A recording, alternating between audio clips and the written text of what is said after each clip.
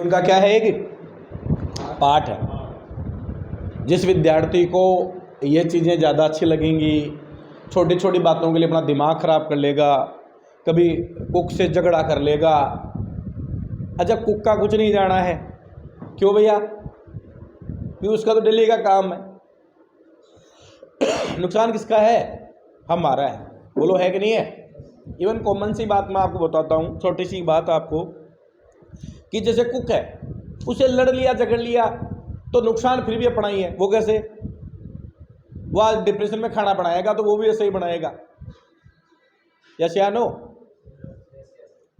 तो कुल मिला के इतना कहना चाहूँगा। कल भी शायद कोई बच्चा सुबह से कर रहा था तो मैं थोड़ा मेरे कान तक पहुँची, लेकिन मैंने इग्नोर मार दी। कोशिश ये करा करो हमेशा निवारण की बात हो। ये आज हमें ये चीज़ मिली नहीं। इवन ऐसा भी हो जाता है कई बार, बच्चा क्या होता है कि साथ आप उसको छाछ नहीं मिली तो उसके लिए भी पूरे दिन उसका दिमाग खराब रहेगा। तो अपना उद्देश्य अगर आपको याद रहेगा तो ये चीज़ें मायने नहीं रखती है। हालांकि ये ज़रूरी है, पार्ट ऑफ लाइफ है, लेकिन एक दिन कभी कभार हो जाए तो कोई बड़ी बात नहीं है। आपको मैं बता दूं, हमारे जो घर वाले हैं खेत में काम करते हो तो एक दिन ही मतलब कितने दिन बहुत सी चीज़ों से वंचित रह जाते हैं। क्लियर है क्या? बहुत सारी चीज़ों से वंचित रह जाते हैं। अरे खेत दूर होता तो पानी भी नहीं नसीब होता, लेकिन ऐसा नहीं है कि वो पानी के लिए अगर वो चले गए, मान लो खेत दूर है, 2 किलोमीटर दूर है, होते ही गाँव में, अरे होते ही नहीं, और गलती से पानी भूल गए तो ऐसा कि तुरंत आ जाएंगे वो। अरे आ जाएंगे क्या? उनको लगेगा यार पहले ही लेट हो गया, आज तो चला लेंगे काम। वो आज तो अगर मोबाइल का जमाना आ गया। वो त्याग जरूरी है, तब जाके खेत तैयार होता है, तब वो फसल मिलती है। तो मेरा सीधा सीधा कहना यह है कि ये त्याग जरूरी है। कभी बाई मिस्टेक कोई चीज़ हो जाती हो ना तो इसको इग्नोर करें। कभी भी अगर मेरी बात आपको समझ में आए तो मैं ये बात जरूर कहना हूं, कभी भी आप अपने जीवन में छोटी चीज को बड़ा महत्व ना दें। अगर सफलता चाहते हो तो छोटी चीज उसको छोटी ही रहने दो। अगर उसको ज्यादा महत्व दिया तो मामला फिर गड़बड़ है। क्लियर है क्या? तो मैं ऐसे एक विद्यार्थी से मिलाता हूं आपको जिन्होंने बहुत अपनी विषम परिस्थितियों के साथ लड़कर अपने आप को साबित किया, और इनका नाम है मुकेश कुमार यादव। आइए एक बार जोरदार तालियां।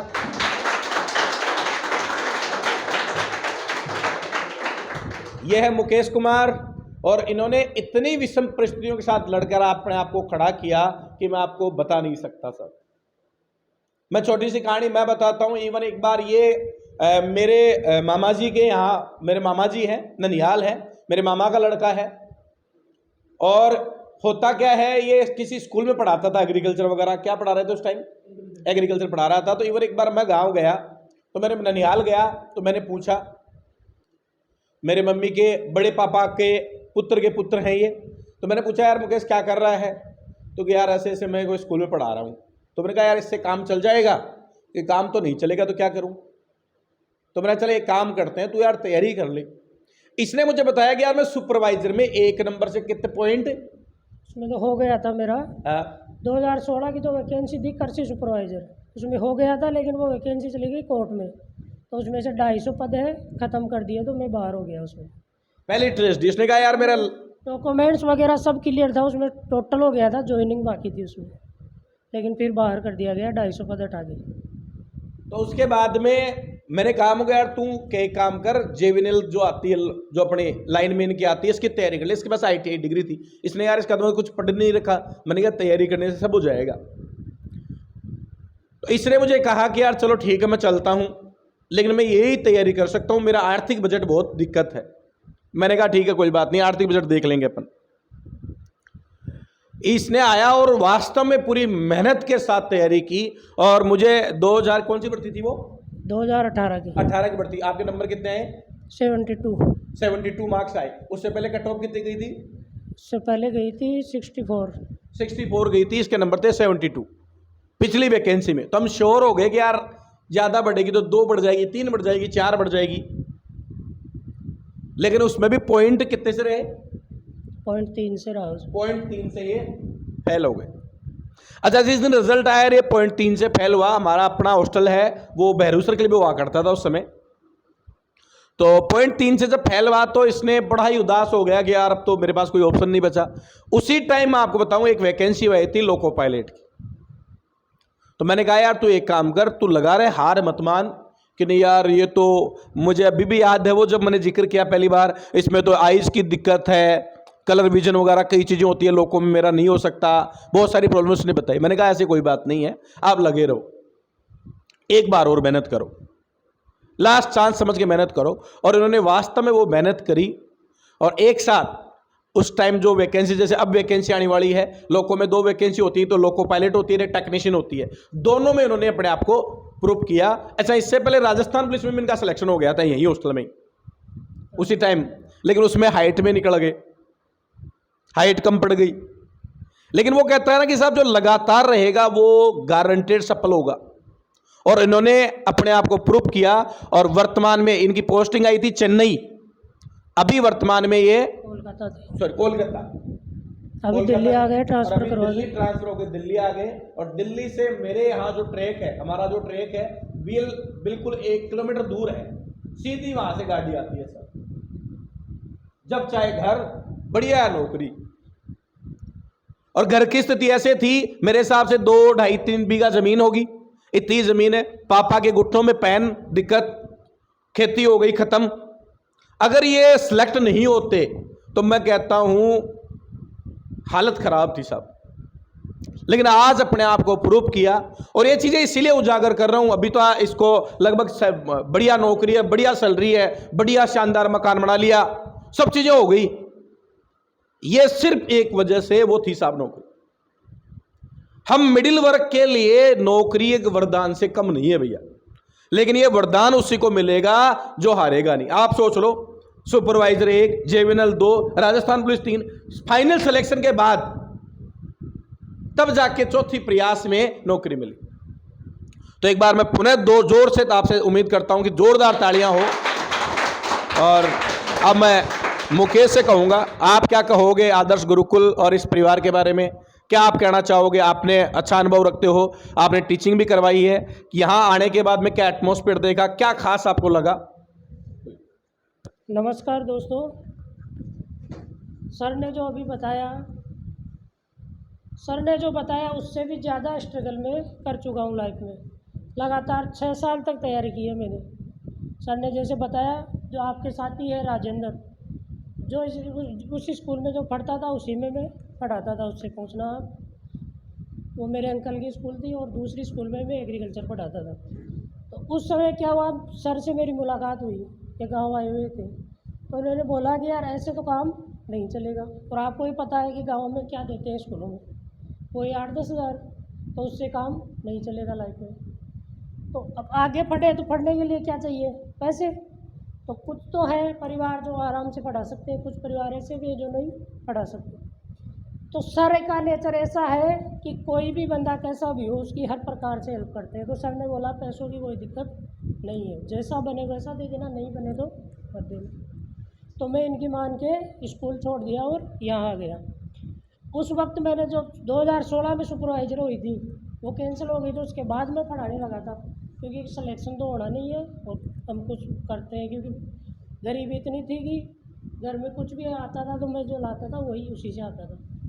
तो इस प्रकार में सर की बात मान के आया यहाँ पे। अब उस समय वैकेंसी आई थी JVNL की, पता है, बिजली बोर्ड की, तो मेरे पास ITI की डिग्री थी। तो उस समय मैं तैयारी की। सर के पास पढ़ाने वाले एक टीचर थे अशोक सर, जो अभी शायद DRDO में सिलेक्शन हुआ है उनका, जानते होंगे, सुना है नाम? वो पढ़ाते थे टेक्नीशियन। तो वो इतना पढ़ाते थे कि पढ़ा के चले गए ना, क्लियर है, और वो बोल देंगे ना कि इतने नंबर आपके इसमें आने हैं, तो वो आने ही हैं, लेकिन उनकी गाइडलाइन से ही पढ़ना है, ऐसा नहीं हम अपनी मनमर्जी करें। तो वो सर बोले, पिछले वैकेंसी में उसमें गए थे 107 पे सिलेक्शन हुआ था 150 में से, फिर नई वैकेंसी आई तो उसमें पेपर कर दिया 200 का। तो अशोक सर बोले कि अब की बार 135 तक सिलेक्शन हो जाएगा। तो कहा ठीक है सर। मैं क्या ITI की थी तब भी मैं थोड़ा ठीक था मेरा स्टैंडर्ड पढ़ने का, तो मेरे को विश्वास था कि मैं आराम से 150 प्लस लाऊंगा। तो सर को बोला कि सर 150 प्लस आएंगे मेरे, इतना तो मैं ले आऊँगा। कि 150 प्लस लाएगा तो फिर तेरा तो जनरल में सिलेक्शन होगा। तो ठीक है, तो मैंने क्या किया, जयपुर से फॉर्म डाला उसमें। सर बोले थे कि अजमेर से डालो या जोधपुर से डालो। मैंने बोला जब 135 आने वाली है मैं नंबर लाऊंगा 150, क्योंकि मुझे तो विश्वास था, हर टेस्ट में मैं बढ़िया नंबर ला रहा था। तो मैंने जयपुर से फॉर्म डाल दिया उसमें, क्योंकि मैं ये अपने घर पे ही करेंगे जॉब, जब 135 ही जाने वाली है तो क्यों बाहर जाए। इस चक्कर में मैंने डाला और मेरे नंबर आए 157 उस समय। लेकिन वो देखो किस्मत होती है कि किस्मत को कुछ और ही मंजूर था। तो वहाँ की जयपुर की कट ऑफ गई 158, इतना फ़र्क रहा, एक नंबर। जोधपुर की कट ऑफ गई 152 और अजमेर की गई 148। मतलब दोनों जगह से सेलेक्ट था मैं, लेकिन सर की बात मैंने नहीं मानी, क्योंकि मैं चाह रहा था कि घर से ही जॉब करेंगे। इस चक्कर में तो उसमें रह गया। फिर मैं हताश हो गया, तो मैं सर से जाके ऑफिस में मिला कि सर मैं भी आगे नहीं पढ़ना चाहता, क्योंकि मेरे पास ना तो पैसे, मैं वापस गाँव जाऊँगा और पढ़ाऊँगा स्कूल में। तो सर बोले कि तू पैसे नहीं है तो पैसे के लिए कौन बोल रहा है, तू तो जितने दिन पढ़ाई है उतने दिन कर। क्योंकि उसी वक्त जस्ट वो आ गई थी 2018 की technician and loco pilot vacancy. वो वैकेंसी जैसे रिलीज़ हुई थी तो पहले वो आई थी 29,000 की, फिर वो 10-5 दिन में दोबारा से हुई तो 64,000 की हो गई वो, उसमें पद बढ़ गए थे। तो सर बोले कि तू तैयारी कर, पैसे की कोई दिक्कत नहीं है। तो ठीक है, मैं कुछ सर की भी हेल्प कराता रहा यहाँ पे कोचिंग में और पढ़ता रहा, अपना तैयारी करता रहा लगातार। उस समय उसके बाद आ गई आरपीएफ की भी आई थी, लगातार वैकेंसी आई थी। उसी समय राजस्थान पुलिस की भी आई थी। तो सब वैकेंसी में फॉर्म डाला मैंने, और जैसे जैसे एग्ज़ाम होती गई, पहले राजस्थान पुलिस हुई, उसमें मेरा सिलेक्शन हुआ तो उसमें मैं गया, फिजिकल तक गया, फिजिकल किया, लेकिन फिर हाइट में निकाल दिया मेरे को। दोबारा हाइट का फॉर्म डाला, दोबारा फिर निकाल दिया। फिर बोला कि ओबीसी से अगर SC ST होता तो हो जाता, ओबीसी से तेरा नहीं हो सकता। तो ठीक है, फिर आ गया, वहाँ से कैंसिल हो गया। उस समय मेरे राजस्थान पुलिस में कट ऑफ गई थी, जयपुर से था मैं ड्राइवर से, 48 गई थी, मेरे नंबर थे 52, वो तो रिटर्न में थे, प्लस 5 नंबर दौड़ के थे। सिलेक्शन आराम से था, लेकिन किस्मत में नहीं था। फिर मैं हताश हो गया कि नहीं, मैं अब तो सर मेरा तो नहीं होगा, शायद जॉब नहीं है मेरी किस्मत में। फिर सर ने बोला कि कैसे नहीं है जॉब, जो वैकेंसी है लोको पायलट उसको तो क्लियर करके जा, फिर नहीं है तो फिर चले जाना। तो फिर मैं फिर तैयारी करने लगा। तो मेरा जो CBT 1 था वो तो क्लियर हो गया था। CBT 2 का एग्ज़ाम आया, तो उसका मेरा वो उस समय जब राजस्थान पुलिस में नहीं हुआ तो उसी समय उसका फॉर्म भर रहा था। तो मेरा क्या हुआ, माइंड में ऐसे ही चल रहा था कि नहीं होगा। तो मैंने सर को ही बोल दिया कि सर फार्म, सर बोले कि फॉर्म चल रहे हैं भर दे। तो मैंने सर कि आप भर दो, कहीं से भी भर दो आप, कि कहाँ जाना है, कि कहीं से भी भर दो, पाकिस्तान से भर दो, वहाँ चले जाएंगे, क्योंकि जॉब तो सबको चाहिए। ठीक है, तो ऑल इंडिया कहीं भी डाल दो।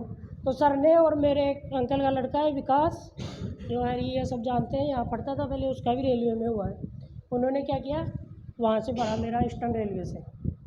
तो वहाँ से फिर मैं एग्ज़ाम देने गया तो उसमें मेरा सिलेक्शन हुआ। उसमें क्या होता है, 2 पेपर होते हैं सेकंड में, CBT 2 में। फर्स्ट पेपर तो होता है हमारा मेन एग्ज़ाम, और सेकंड होता है ट्रेड का, जिसमें जो ITI में पढ़ के आते हैं ना, उसमें होता है, उसको क्वालिफाई करना होता है। दोनों में बढ़िया नंबर लिए, 75 नंबर का था, उसमें से मेरे नंबर आए 58, और दूसरा जो था उसमें 72 आए मेरे 100 में से। अब उसके बाद वहाँ वो वही नॉर्मलाइजेशन होती है रेलवे में, पता है सबको। तो उस नॉर्मलाइजेशन में क्या हुआ, मेरे 68 हो गए घट के, 4 नंबर कम हो गए। फिर भी कोई दिक्कत नहीं, मैं वहाँ मेडिकल करने गया, मेडिकल हो गया मेरा। उसके बाद दोनों में मेरा सिलेक्शन हुआ, लोको पायलट प्लस टेक्नीशियन। तो मेरा जो लोको पायलट के लिए अलग से एग्ज़ाम और होती है, जिसको बोलते हैं साइको, ठीक है, उसमें मेरा कॉल लेटर आया साइको का, तो मैं वो देने गया कोलकाता। वो भी वही अशोक सर जो टेक्नीशियन पढ़ाते थे ना, वही पढ़ाते थे। अशोक सर से मैंने मात्र 4 दिन क्लास ली थी साइको, ओनली 4 दिन। इतना ही कोर्स होता है उसका, छोटा सा, बस समझ में आ गया, क्लियर है सब।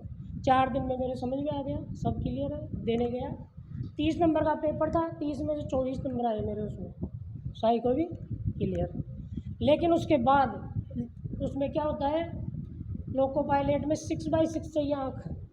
तो मेरे को ऐसा लगता था कि मेरे आँख कुछ दिक्कत है, तो मैंने पहले तो कभी चेक करवाई नहीं थी। तो ये मन से ही सोच रहा था कि दिक्कत है, शायद नहीं करेंगे। तो मैंने क्या किया, फर्स्ट प्रेफरेंस टेक्नीशियन की डाली, लोको पायलट लास्ट में डाल दी, नीचे नीचे। कि पहले टेक्नीशियन में हो जाएगा तो ठीक है, नहीं बाद में लोको पायलट को देखेंगे। तो टेक्नीशियन में गया, जैसे मैं डील करने गया तो वहाँ मेरी आंखें वगैरह सब चेक हुई, पूरी बॉडी चेक होती है, तो उसमें मेरी आंख भी 6/6 आई। लेकिन फिर टेक्नीशियन फर्स्ट प्रेफरेंस था तो वही मेरे को मिल गया। और आज मैं टेक्नीशियन से 1.5 साल जॉब करके आया हूँ कोलकाता से, फिर वहाँ से ट्रांसफ़र लेके आ गया अभी दिल्ली। इस प्रकार जो मेरी मेहनत थी और मेरा जो संघर्ष का दौर था, इसमें सबसे ज़्यादा धन्यवाद मैं आदर्श कोचिंग और सुरेंद्र सर को देना चाहता हूँ, क्योंकि अगर उस दिन ये अगर मेरे को सजेस्ट नहीं करती तो आज मैं उस मुकाम पे नहीं होता। वही स्कूल में पढ़ाता होता और वही 5-10 हज़ार रुपये मेरे को मिलते होते। ये तो है मेरी लाइफ की जो है। अब आगे बात है हमारे पढ़ने की, कि हॉस्टल में मैं भी रहा हूँ, करीब 1.5 साल रहा हूँ मैं यहाँ पे हॉस्टल में। यहाँ पे कुछ बंदे बोलते हैं खाना ऐसा मिलता है, कुछ बोलते हैं ऐसी पढ़ाई नहीं होती, वैसा नहीं होता। एक बार ये सोच के देखो आपकी यहाँ हमको रहना कितने दिन है, यहाँ हम क्यों आए हैं, जो मकसद है उसको ध्यान में रखो। मकसद क्या है, सिलेक्शन लेके जाना है। यहाँ क्या मिलता है, कैसा खाना मिलता है, उससे कोई मतलब नहीं है। पढ़ाई कैसा जाता है और माहौल कैसा है और हम क्या पढ़ रहे हैं, उससे मतलब है हमें। तो मेरे नज़रिए से तो ये है कि आदर्श का जो माहौल है ना, वो शायद ही कहीं जयपुर में मिलेगा। हर विद्यार्थी के लिए इतना अनुकूल है कि विद्यार्थी जैसा चाहे वैसे तो यहाँ टीचर मिलता है। और सुरेंद्र सर लगभग हर सब्जेक्ट में आपकी हर समस्या क्लियर करवा सकते हैं, तो आप जान चुके होंगे, ठीक है। तो इस प्रकार ये है कि भोजन की ये जो समस्या रहती है ना, ये देखो मैंने तो 1.5 साल रहा, कभी इस पर ध्यान नहीं दिया, क्योंकि खाना कितने दिन है, भोजन जितने दिन पड़ेंगे, उसके बाद तो अपनी मन मर्जी। आज मैं जब सिलेक्शन हुआ, मेरा जॉब में हूँ, तो मन मर्जी आज होटल पे खाएंगे, खा लेंगे, बना के खाएंगे, बना के खा लेंगे, बाहर से खाएंगे, बाहर से खा लेंगे, कोई मना नहीं करेगा। इसलिए इन चीज़ों पे ध्यान नहीं देना, और ध्यान किस पे देना है, अपना जो टारगेट है ना उस पर। बाकी फालतू की बातों पे किसी पे कुछ भी ध्यान नहीं देना है। ठीक है, धन्यवाद। तो दोस्तों बात यूँ है, बहुत मोटे मोटे तरीके से, ये बहुत ट्रू, एक बहुत संघर्षपूर्ण कहानी थी और उन्होंने अपने आप को साबित किया, आपके सामने साबित किया। अच्छा, मैं आपको बताऊं, जैसे एक विद्यार्थी में बहुत सारी अच्छी चीज़ें होती, तो अच्छी चीज़ें इनमें क्या थी, वो थी पॉजिटिव एटीट्यूड, बहुत अच्छा पॉजिटिव एटीट्यूड। जैसे इसके साथ अभी मेरे हिसाब से जो बच्चे थे वो सब अच्छा, मतलब अपने आप एक अलग छवि बन जाती है विद्यार्थी की, वो अपनी छवि बना ली थी यहाँ मुकेश ने। जो जूनियर होता था उसको सपोर्ट, कोई दिक्कत है उसको बताना, कोई बच्चा डिमोटिव हो रहा होता उसको समझाना, कोई बच्चे का दिमाग खराब हो रहा है उसको ठीक करना, ये बहुत अच्छे गुण थे। और मुझे अभी भी याद है कि ये मान लो कि जितने दिन रहे उतने दिन सब बच्चों में एक बड़े भाई का दर्जा हासिल कर लिया खुद ने। वो होता है प्यार, हर बच्चे से मिलना, भाई तेरी कोई समस्या है बता, क्या कैसे हल करें, पॉजिटिव माहौल। अगर देखो हॉस्टलों में क्या होता है, कई बार कभी न कभी, जैसे मालिक कभी नहीं चाहता, ओनर कभी नहीं चाहता, हर चीज़ बेस्ट होनी चाहिए, लेकिन कभी न कभी कोई चीज़ टूट पड़ी जाती है। अच्छा, ये चीज़ घर में होती है तो हम चीखते चिल्लाते नहीं है, क्यों, क्योंकि अपना घर है। लेकिन कई बच्चों की सोच ये होती है, यार ये तो हॉस्टल है, हम तो पैसे नहीं है, तो उन चीज़ों के लिए वो क्या करते हैं, थोड़ा सा खुद को प्रताड़ित सा महसूस करते हैं। होना जाना कुछ नहीं है, होना जाना है खुद का नुकसान करना। यहाँ तमाम विद्यार्थी बैठे हैं, मैं एक ही बात कहना चाहता हूँ, अभी हमारा एक टारगेट है, हमारा कैसे भी करके हम अपने आप को साबित करें और नौकरी निकाल लें, और इस माहौल का शानदार उपयोग करें। आज आपके बराबर हमेशा क्लासेस लगती हैं, 4-5 घंटे आपकी डेली क्लासें लग रही हैं, 5-7 घंटे आपको डेली लाइब्रेरी मिल रही है पढ़ने के लिए, शाम सुबह आपका फिजिकल होता है, लगातार टेस्ट हो रहे हैं। अरे सब्जेक्टिव टेस्ट हो रहे हैं क्या, जोर से बोलो। एक स्कूल के बात ही हम आपको पढ़ा रहे हैं, पहले आपको पढ़ाते हैं, फिर उसका टेस्ट लेते हैं, फिर उसकी बारीकियां देखते हैं। यही चीज आज एक कोचिंग में क्या होता है, 3-4 घंटे पहले दिन आओगे, एक डेमो चलेगा, डेमो में भी टीचरों को, हमने तो 8-10 साल कोचिंग चलाई है, डेमो में भी वही चीजें पढ़ाई जाती है जिसमें बच्चा खुश हो जाए, आसान छोटी छोटी सीटें मिल जाती है, और यार बढ़िया है, बस डेमो सेट फीस जमा, उसके बाद में तुम अपने मैं अपने, आओ तो वेलकम, नहीं आओ तो भीड़ कम। यस, आप मानो ना मानो, कभी कोई विद्यार्थी मेरे पास मां सरस्वती के इस मंदिर में खड़ा हूं, छुट्टी मांगता है, तो छुट्टी मांगता है, उससे पहले मेरा बीपी हाई हो जाता है। अच्छा, मुझे कई बार, मैं आपको सच बता रहा हूं, कई बार जो मेरे साथ के लोग होते हैं, यार जाएगा आपका क्या ले रहा है, लेकिन भैया आपसे उम्मीद है, आपसे चाह हो गई, आपसे दिल लगी हो गई, इश्क हो गया आपसे कि आप सफल हो जाओ, हम सफल हो जाएं साहब। ऐसा लगता है आप नौकरी नहीं लगे, नौकरी हम लग गए साहब। तो ये थोड़ी सी चीजें हैं, आप उन पे जरूर ध्यान दें। हालांकि सारे बच्चे बेहतरीन हैं, फेवरेट हैं, सारे बच्चे अच्छे हैं और उम्मीद करते हैं इस बार भी हम झंडा गाड़ेंगे। रेलवे में इस बार भी हमने झंडे गाड़े हैं, इस बार भी झंडे गाड़ेंगे। जीडी में हमारा बहुत अच्छा रिजल्ट है, even loco pilot, army, Delhi police, CRPF के जो एग्जाम है इनमें भी हम झंडा गाड़ेंगे। लेकिन आप और तन्मयता के साथ लगें। और मैं एक बात कहना चाहूंगा आप लोगों से, अगर कोई समस्या है तो उसको सामने लेके आओ,